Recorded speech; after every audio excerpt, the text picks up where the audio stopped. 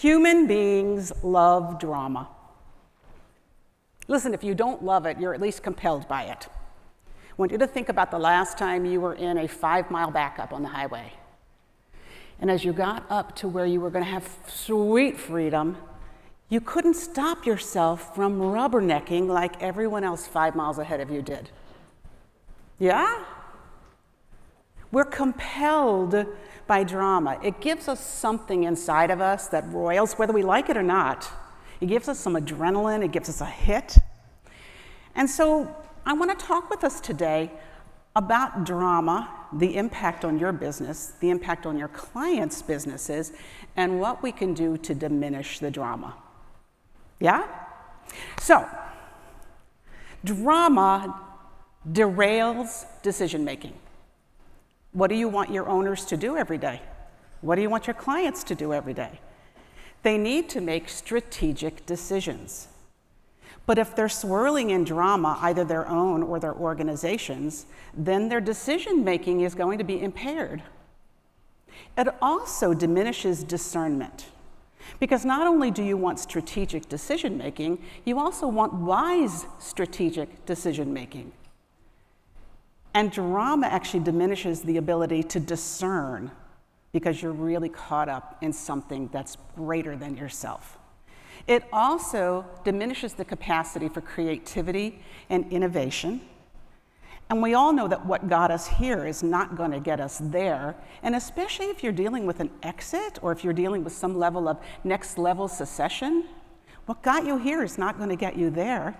And if you're caught up in drama, you're not going to be creative or innovative, or you might have creativity and innovation in your organization, but you will block it. You will not be able to receive it. Well, why? So we learned from Jerry's presentation yesterday, which was really a good one, wasn't it? So we learned from Jerry's presentation yesterday that a theory that we all held to be true was debunked, which is emotional decision-making is what moves the needle. What we heard yesterday from him is actually it's rational. But here's what I want you to know. Human beings are both rational and emotional, and this is the progression. You're an energetic being, and you're an emotional being, and you're a physical being.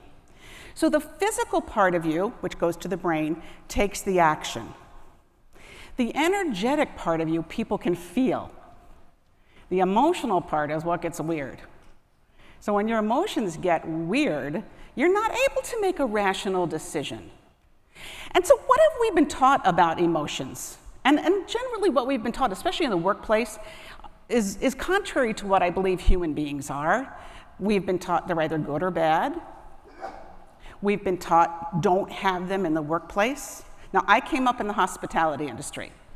And so I remember every restaurant manager that I either worked for, depending on what position I was in, their mantra to anyone coming in the front door was, don't you bring that attitude in here. You only bring your smile.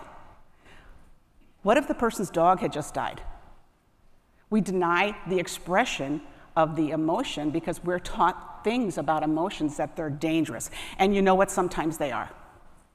So I always like to frame the way we look at the world and the way we act in the world is that we have to go from gut, instinct, messages, to heart, feelings and emotions, to head, rational thought, decision-making, to action, your hands. And again, this is the thing that gets messed up. I want to take you through the mechanics of diminishing the drama so that you actually are armed with information to take back to your clients, to your teams, and also for yourself, because this is about advancing self-awareness. So here are the mechanics. We're going to start in the middle of the framework, but I want to tell you the first two things that happen in the framework. And this actually comes from my body of work called the Humanized Leader. But you'll also see it in a lot of other volumes because what I'm about to teach you actually started in the transactional analysis movement of the 1960s. So any of you who were into that back then, all right, are going to see some familiarity here. The first two pieces of the foundational framework is EQ. Emotional intelligence, which means I have emotions, so do you. I need to manage them, so do you. We need to find a way to do that together with compassion. EQ. The second part of the framework is comfort zone. So the comfort zone is constantly expanding. And don't you see that in your world all the time? You ask someone to take an expansion, and the minute that you do, they want to shrink back before they expand again. Very normal, because right in the center of the comfort zone are all the paradigms and beliefs and behaviors that have gotten you by so far, and when you're asked not to have them anymore, it represents danger. So the comfort zone, when it's impinged, when it's asked to be expanded, or someone bumps into your comfort zone, leads you to a trigger. Now, I heard a lot about trigger events here. My trigger events are a little different. You have a trigger event, which is let's sell the business, let's do a legacy handoff, whatever it is. My trigger is, wow, I have a big emotion, and I'm about to react. I remember the first time in a professional capacity that I went into reaction. I was a jerk. I said the worst things. I was young, and I was stuck in positional power. You know what I'm talking about? I was stuck in positional power, so I thought I could. And I triggered off on someone because I didn't know then how to contain those triggers. So containing the triggers is the first part of being successful, of getting out of drama. Who here has ever done PQ from Stanford? Anyone know PQ? All right, if you don't, ask anyone in the audience who knows PQ. Rub your fingers together and ground yourself so that you can actually move into responsiveness rather than to reaction. So when the trigger happens, you get dumped into the drama triangle.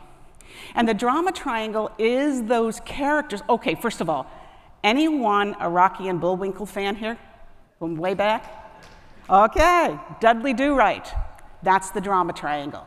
Snidely Whiplash is the evil villain who really preys upon helpless Nell, who can't pay the rent. And Dudley Do-Right comes in as the hapless hero to fix all the things, whether they need fixing or not.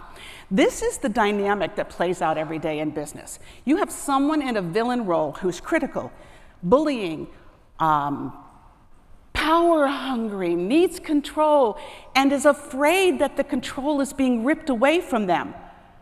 Who's that in your triangle? And then there's the victim, which says, I have to ask for permission. I can't do it on my own. You haven't given me a title yet. And that's your victim. Who's the victim in your play?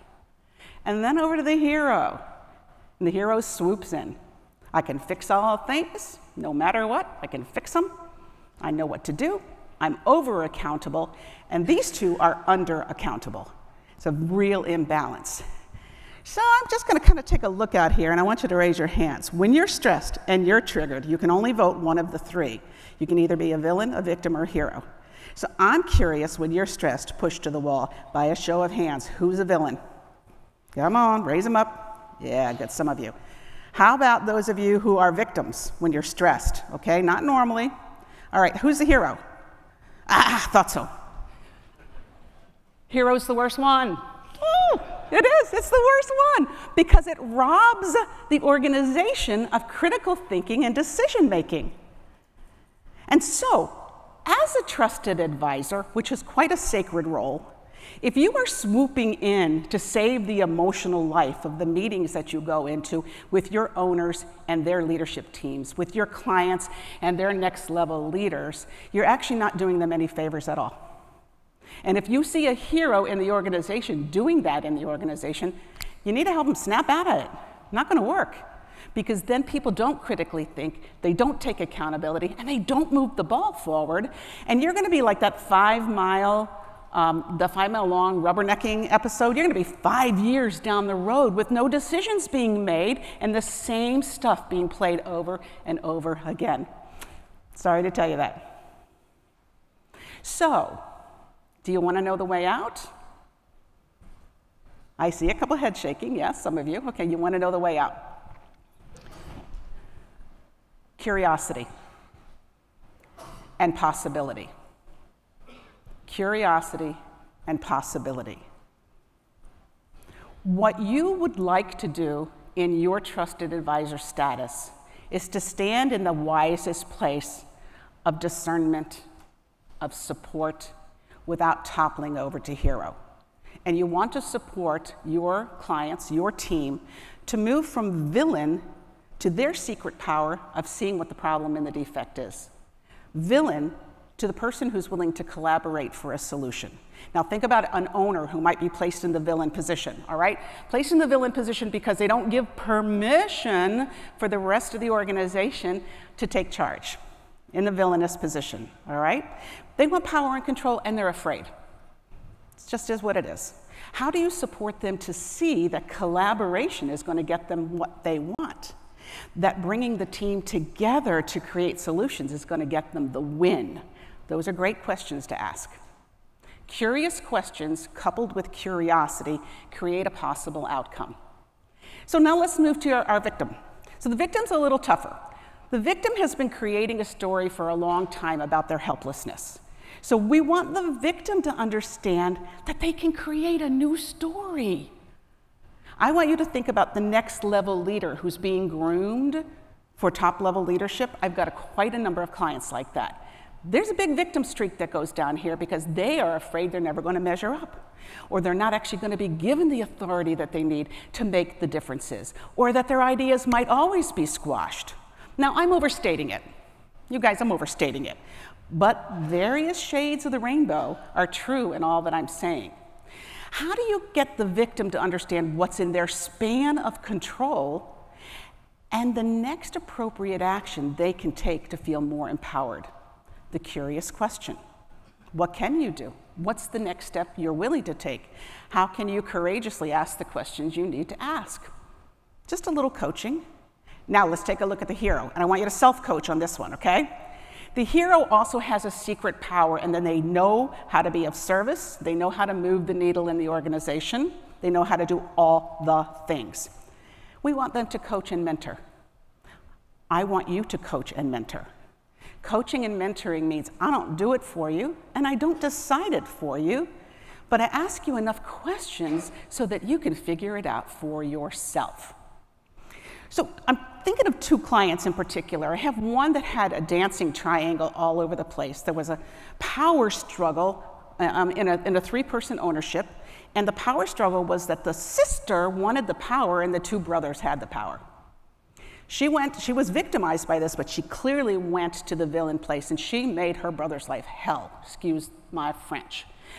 And she knew all his secrets from when he was 12.